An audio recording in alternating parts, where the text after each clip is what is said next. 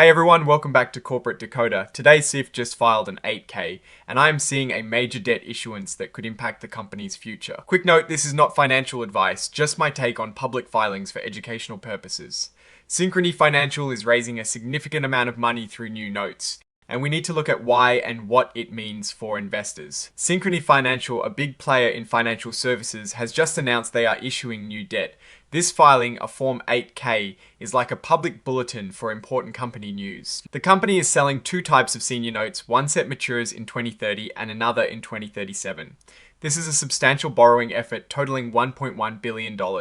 They are raising $600 million in notes due in 2030 at a 5.450% interest rate and $500 million in notes due in 2037 at a 6.276% interest rate. These notes are described as fixed to floating rate, meaning the interest rate starts fixed for a period and then can change, likely based on market conditions, over their life. This offers some flexibility, but also introduces future rate uncertainty for the company. The specific terms of these new notes are laid out in what's called an indenture. Think of this as the rule book for the debt. It's an amendment to an older agreement, with this latest edition being the 16th supplemental indenture, dated as of the 31st of July 2026. This indicates a series of debt issuances over time. The company has worked with some big names to make this happen, like JP Morgan Securities, TD Securities, and Wells Fargo Securities. These are the underwriters, the firms that help sell the new debt to investors. Why is Synchrony Financial raising so much money through debt? Companies typically do this for a few reasons: to fund new projects or acquisitions, to refinance existing debt at potentially better terms, or to simply bolster their cash reserves. Given the scale, it's likely a combination of these, and possibly to support their ongoing operations and growth initiatives in a changing economic landscape. It is important to remember that Synchrony Financial also has common stock traded under the ticker SYF and preferred stock. This new debt issuance is separate from their equity, but it does add to their overall financial obligations. Looking at the broader context, Synchrony Financial is a major player in the credit card and lending space. Often partnering with retailers, they operate in a competitive environment, and interest rate movements are crucial to their profitability. Raising debt now, especially with rates that will eventually float, suggests they are managing their capital structure proactively. Now, let's consider the implications for investors.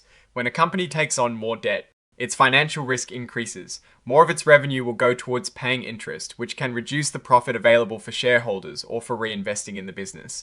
On the other hand, if the company uses this borrowed money to generate higher returns than the cost of the debt, it can be a smart move that boosts earnings per share. The fact that they are issuing notes with maturities of 7 and 14 years indicates they are looking for longer term funding. This suggests confidence in their ability to manage these obligations over an extended period. The fixed to floating nature of the rates is a key detail. It means if interest rates rise significantly in the future, their interest expenses will also rise, potentially squeezing margins. This is a risk to watch.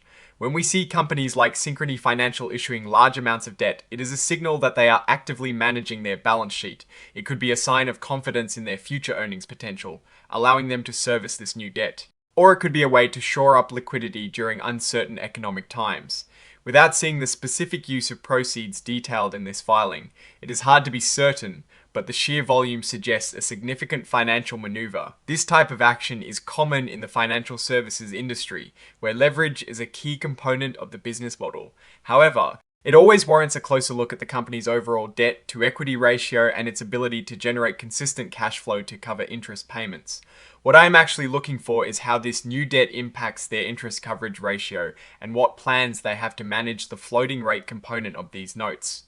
Oh, and the research tools I actually use are linked in the description. They help keep this channel going. That is my take. Stay decoded. If this analysis was valuable, hitting that like button really helps, and subscribe for more deep dives. Check out the Discord in the description.